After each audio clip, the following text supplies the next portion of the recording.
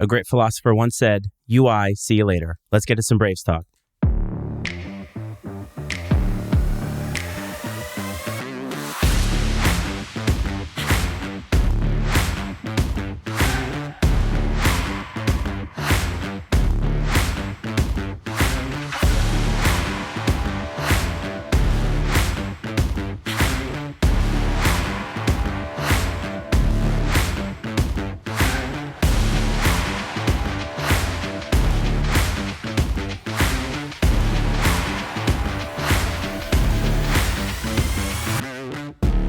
Arch Madness rolls on as the Braves get ready to face Drake for the third time this year for Valley Supremacy. Welcome to Braves Talk, everybody. This is a sick Iceman, Matt Freites, and across from me, as always, the pals, Coach and OG. What's up, guys?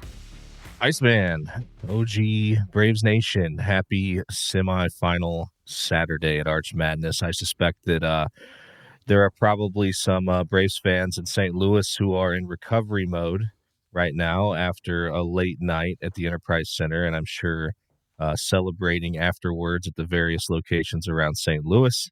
And they are trying to get themselves right for the games today. And those of you who are at home probably trying to knock out any of your household duties so that you can enjoy the two games that are on tap later this afternoon. So excited to be here and looking forward to today's ball games. Dad, what about you? Yeah, absolutely. It's the top four seeds, semifinals, no excuses. No excuse for being tired. Outside of, the upper bracket, I think both teams struggle. Lower bracket, for both the teams playing today, they kind of breeze through. So it's going to be fun. I wouldn't say breeze through except in the second half of this game, because I did watch the first half and then I passed out because the game started, 9:30 Eastern time, so it was a little bit earlier for you guys. But Brad and I were texting back and forth about this game, and I was like, I don't want them hanging around. But we also agreed, Brad, that we didn't think that UIC was going to have the legs in the second half, and I think that proved 100% correct. Yeah, and I think a lot of the comments that Coach made at the half on the broadcast were spot on, that we had guys that were playing outside themselves a little bit. I think we were pressing at times, and then it was a weird combination. I think that in moments we were sort of pressing, trying to make some things happen, and other times I thought we were too passive and didn't take open shots when we had them. And it sounds like the message at halftime was pretty simple. Just it's basketball. Go out there and have fun and play the game. And that's what we saw in the second half. And I wasn't as worried as you guys were. I figured there would be, UIC would come out guns a-blazing, and they did. And I thought that the Braves would have to, blow the cobwebs off a little bit. And I think that's sort of what transpired. And then, we took the game over in the second half and really left no doubt. Yep. Yeah, just, playing with confidence, shooting the ball with confidence, to what Coach Wardle said at halftime. And they came out and did that. One person in particular I think needs to do some work on that is Almar needs to release quick and don't hesitate. You hesitate, you're lost. So he could have either got some shots off, some threes, or even fouled in the process. And those are all pluses. But he pulled down and tried to drive and made a few turnovers here and there. So came up scoreless. So that's all we need is confidence. Our guys need to play with confidence. Yeah, it's funny you say that, Brad, because the ESPN Plus crew was talking a couple of times in the first half about how they were making it too complicated. A few too many passes when you have a wide open shot or the ability to make something happen.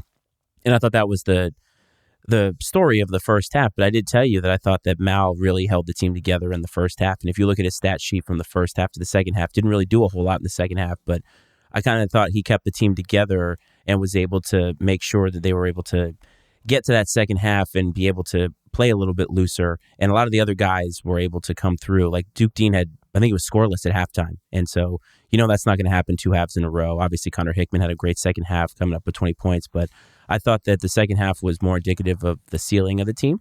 And hopefully they can play two halves of that today against Drake. But I agree with both of you. And, at the end of the day, it's a solid win, and that's all you can ask for. You're absolutely correct. And, we could have done without the 5 turnovers from Mal in the first half. Obviously, Hick had 4, so 9 between, 2 of our big 4. But fortunately, Mal does so many other things well that you can, not that, obviously it's easy to forgive this kind of stuff in a win, but you can take the good with the bad sometimes if there's a category that he struggles in because all the other things he does well. And yep, we got Kevin there. Yeah, he is our section mate at Carver Arena. And he's absolutely right. Yeah, Arch Madness record for second half shooting percentage for UIC with 15%. Great defensive effort. Yep, I agree by Mal.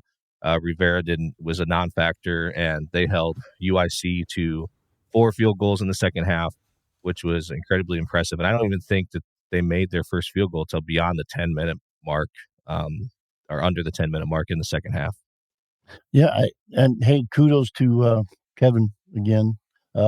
And I want to give him a shout out too. He gave me a stat yesterday that we need to look forward down the road as the key, and it actually increased the game.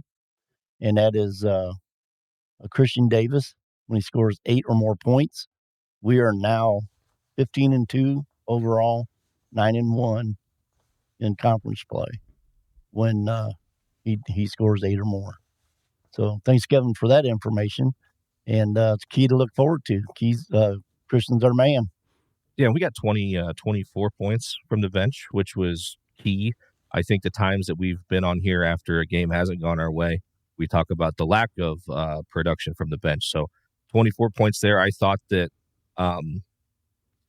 Davis, Birch, and Linky all made big-time contributions off the bench. And those are things that you're going to have today to get it done against Drake and then hopefully into tomorrow. And of course, we would have liked to have had that consistently throughout the year, but if there's a time to have it, it's right now, and you got to feel really good about it. Yeah, a couple things that I took away, too, was turnovers, got to keep those down. Not going to be able to survive with winning the turnover disparity in the wrong way against Drake today. And, of course, the free throw line, again, a huge disparity, 25-14, but the Braves went 6 of 14 from the line, and that was something Matt talked about last week about how if they make free throws, they're going to put themselves in a good position. And I think that could be something that could be worth watching today, especially against a team that they match up a lot more evenly with. And so great win, great win against UIC, and now we're looking forward to Drake. But before we get to that, guys, let's take a look at the rest of the bracket. So I just want to say this out loud. The first round to me was really bad. It almost seems like any of the teams could really shoot. The basket was almost like a couple of feet higher for all of these other teams. And I felt bad thinking, God, this is not what I wanted to see. But yesterday I thought was a little bit better. Missouri State gave Indiana State everything they can handle. The trees move on. UNI edges Belmont, and Belmont was a team, Rick, that you thought could make a little bit of noise. But again, better coached team or a well-coached team, Ben Jacobson's UNI club, they make it through. So you're going to have Indiana State against UNI, which should be intriguing. And Drake just cruises past Evansville, and obviously Bradley cruises by. So that leaves us with, as you said, chalk for the semifinals 1 through 4. And so we have Drake coming in, and this is the third game now. And last year, losing to them in the final, losing to them twice this year, I hope that that's motivation enough. Yeah, and obviously we beat the tough to beat 3 times thing to death. Last week, so we don't have to go there. But we've done a lot of things. We did a lot of things in the 2 matchups against Drake this year that kind of shooting ourselves in the foot. And we talk about having to play a perfect game, or we're gonna have to play close to one for sure. And we can't beat ourselves. We have to eliminate unforced errors, of course. And you have to give credit to Drake, though, also in some of those situations, because people get frustrated when they see their team play poorly against another good team, and it's like, well, that's because the other team's pretty damn good too, and they're doing things that are that are disrupting the flow, and that's a great point there too, again by Kevin, that their bench outscored ours in both games. Yeah, Almar and Christian have combined for 7 points in two games against Drake. So yeah, we do have to take care of the ball. I agree completely, and we have to eliminate the big runs by Drake, and we can't get stuck on a number for too long. We just got to keep things moving, and I feel good about it, honestly. I mean, and I'll let Dad kind of get in here and talk about his analysis, but I think there's some other things that'll play a factor. Yeah, like I said, last Sunday, you looked at the stats, the shooting, and you just swore Bradley won by 10, with the field goal percentages. Then you move over to the fouls, the attempts, and the makes, and the turnovers, and that was a huge difference in that game.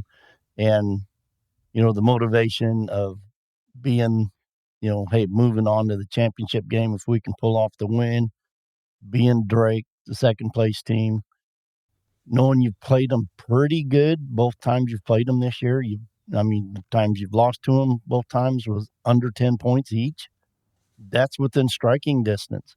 You keep the turnovers down, the live turnovers. Like yesterday, they had, steals. They had 12 steals on us. Them are live turnovers, and we had 17 total. You take even half of those steals away, and we can't have that today. We can't have the large turnovers. Let's stop fouling. Let's play good, in your face defense without contact.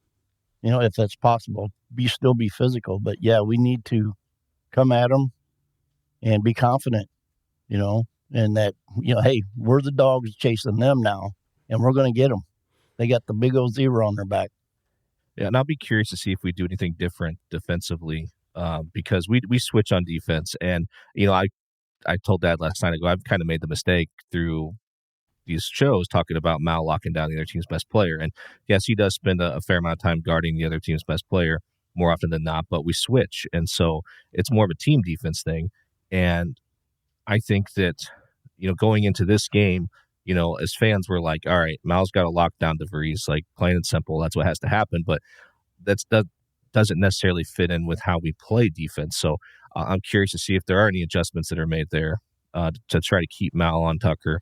And then, yeah, between Hannah and Almar, they're going to have to find a way to just keep Brody in check down low and not foul him, right? Keep him off the free throw line and just play smart physical defense.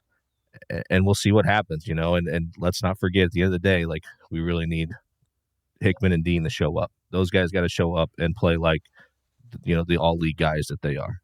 Yeah, I love Hickman. Last week he wasn't there, basically. He didn't show up, at least in the stats. We need him. We need him today. We're going to need him today, and we're going to need him tomorrow.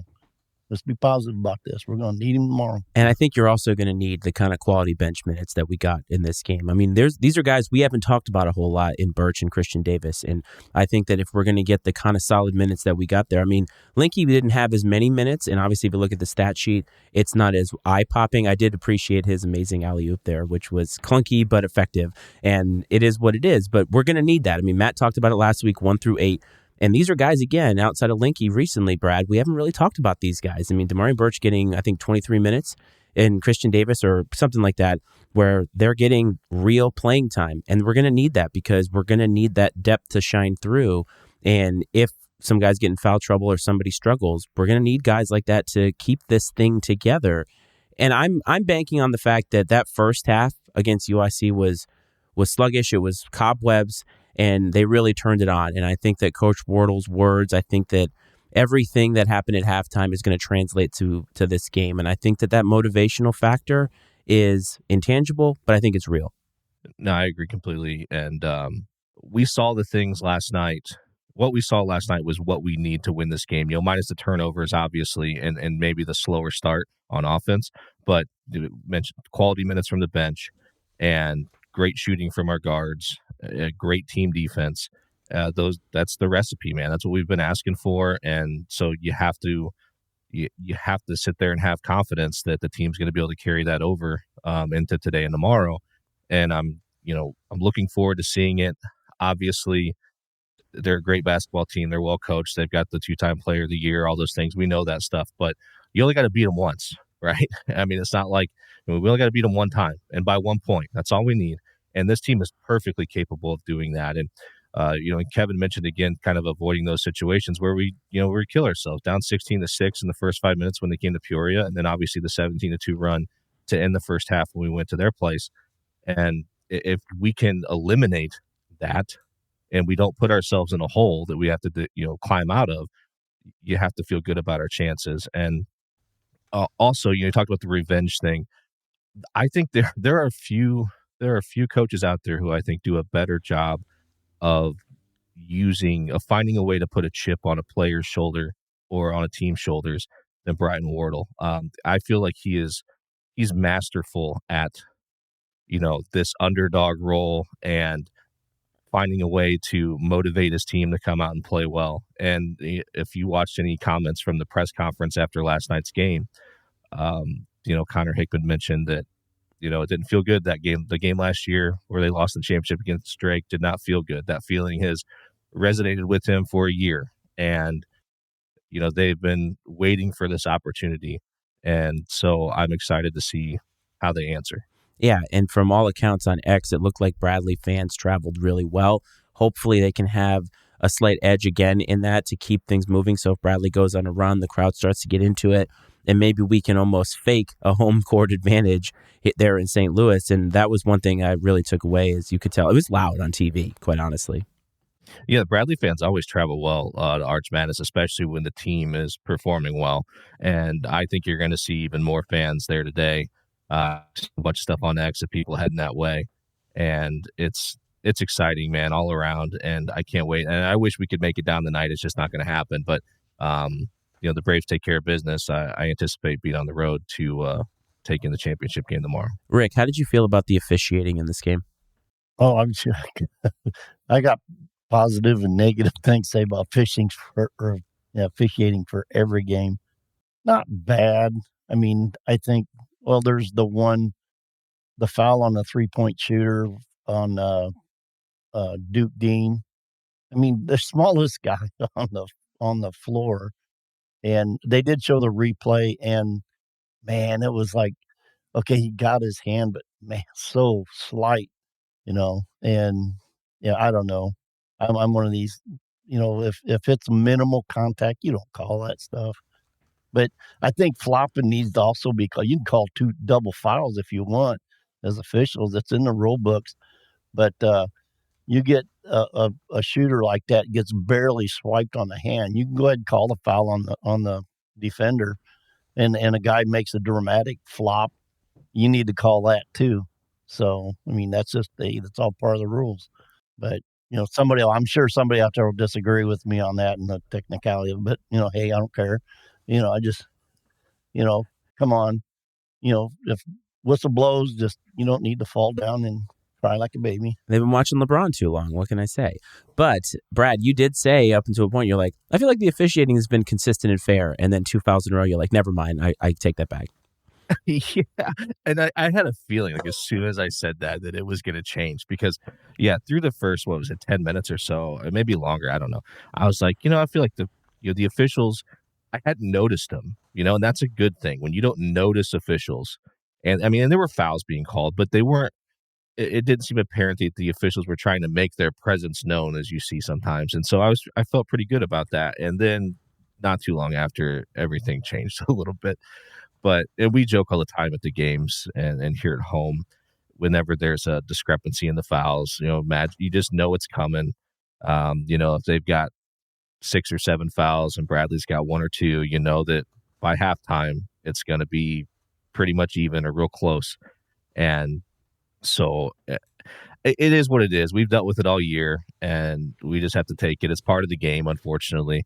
And yes, Bowen Bourne, Valley President Bowen Bourne, and the embellishment department and flopping, absolutely. But you got something, Dad? Go ahead. Yeah, I think a call like it didn't get called this way, but on further review, it very well could have. There could have been an intentional foul called on the guy, Hannah, blocked the shot and ran down.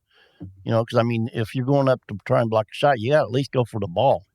This wasn't even close to the ball. It was he grabbed whacked his left hand, and the ball wasn't even in his left hand. And it's called a typical 2 shot, but that could have been. And how about UIC pressing, like in the last 2 minutes of the game, down 30 points, pressing, and then the dunk when they didn't have to take a shot, and the guy goes down and dunks it. It's just, whatever. It's irrelevant, but I find it kind of funny. And then Luke Yaklich he's a joke, man. Like he's halfway on the floor, like when we're playing offense in front of his bench and just constantly throwing a fit, man. And it's tough to watch sometimes. And whatever, you see it from all coaches. So, I mean, obviously I'm just looking at this as from the Bradley fan perspective during last night's game. but he just is so whiny.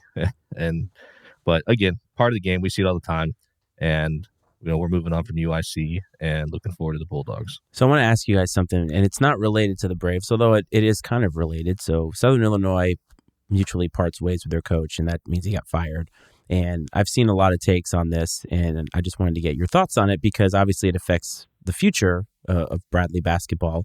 And from all accounts, it seemed like fairly successful statistical record, but not a lot of big wins. But a lot of people that seemed to be closer to the program felt like it was a shock, and also that he was doing things the right way, a guy who played for the program. And Brad, I told you yesterday, he was on the last SIU team to make the NCAA tournament, and their last victory was against my Virginia Tech Hokies. So I just wanted to see if you guys had any thoughts on that, even though it's not related to Bradley specifically.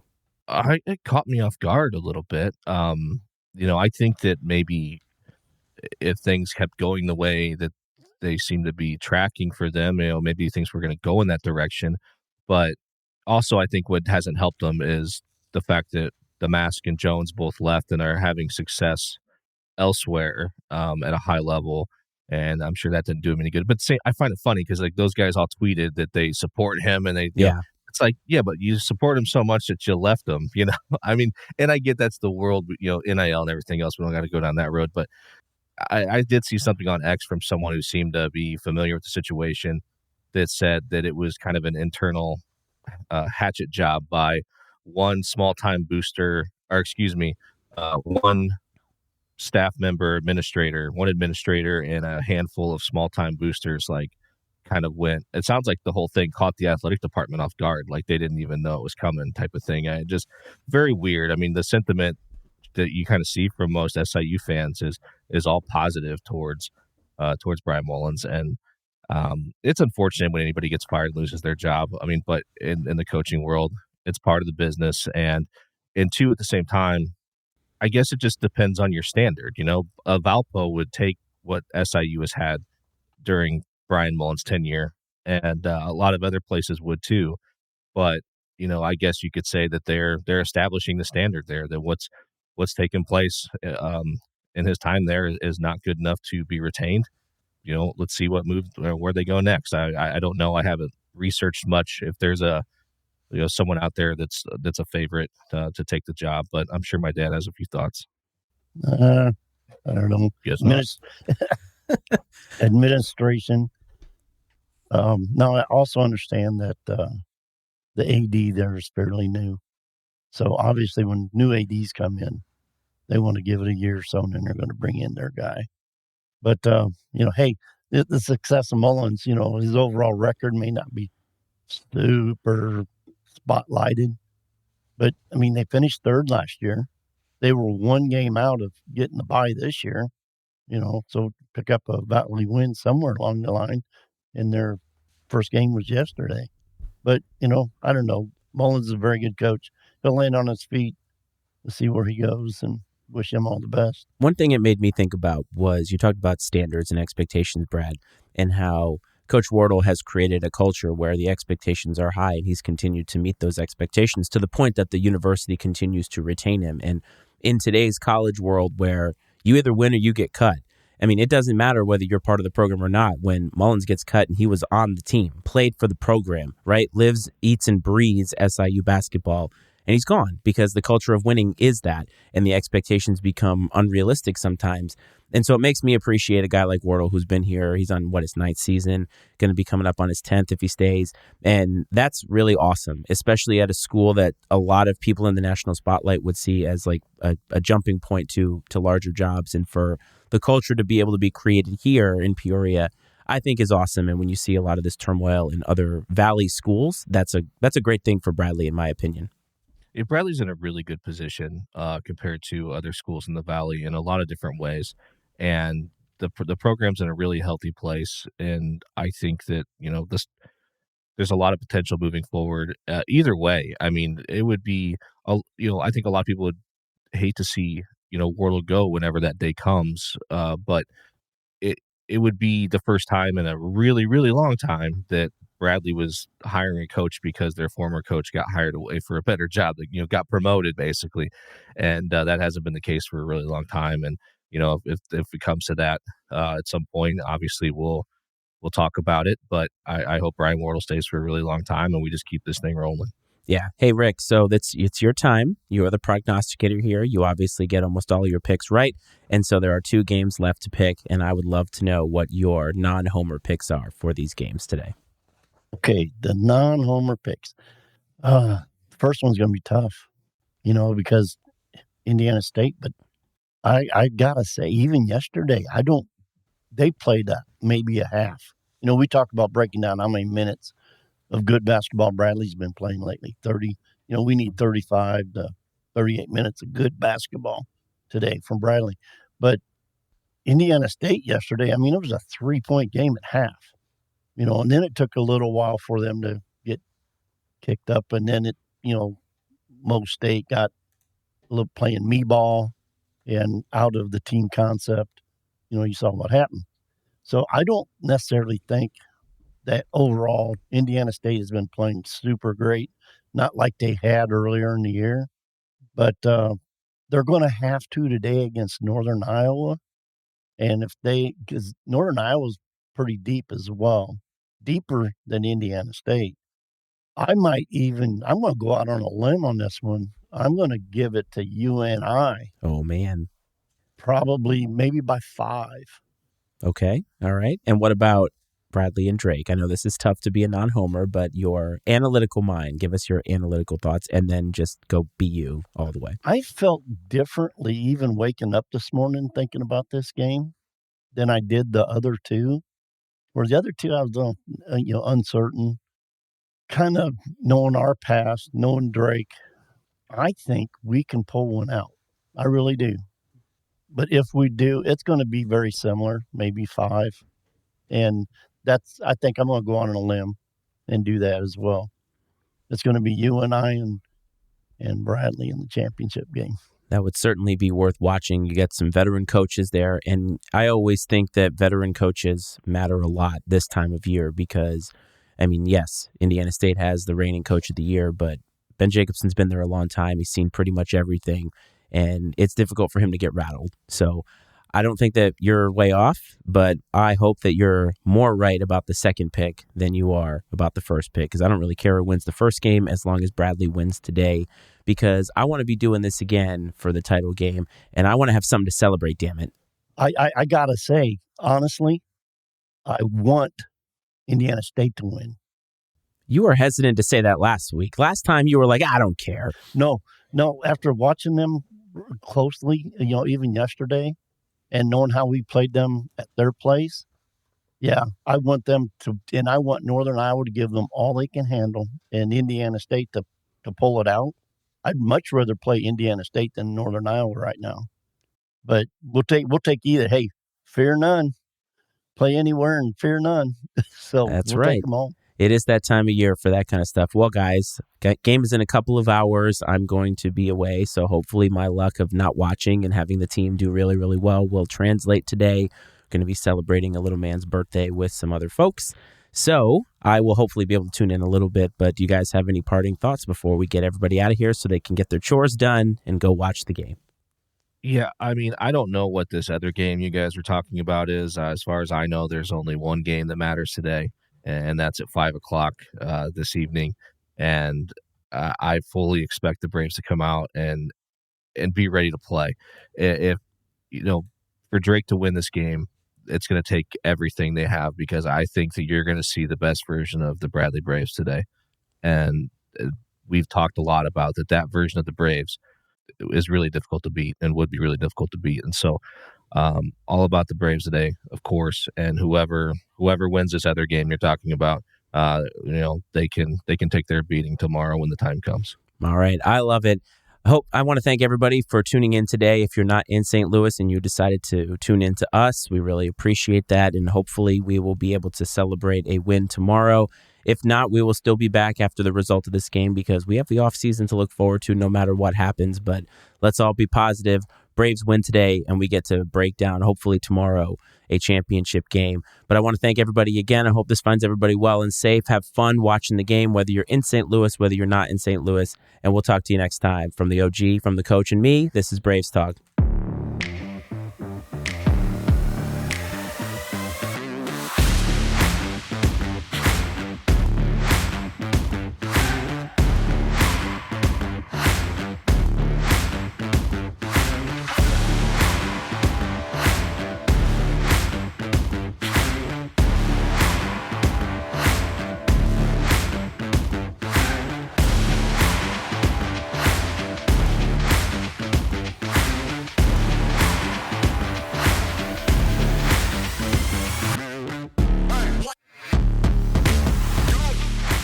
The opinions and viewpoints expressed on I&C Sports are those of Matt Freites, Brad Powell, and their guests, and not necessarily those of the Matty Ice Media Network.